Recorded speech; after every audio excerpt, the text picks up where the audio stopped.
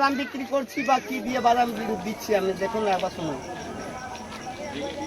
মাছে পালো মাথা চিড়া চুলে সিটি করলে চুড়ি মালা দিয়ে মোবাইলে বডি ভাঙা দিয়ে বাদাম মোবাইলে বডি গুলো 5 টাকা দাম পায়ে তুড়া হাতের বালা থাকে যদি সিটি গলে চেন দিয়ে যাবেন তাতে সমানে সমান বাদাম পাবেন।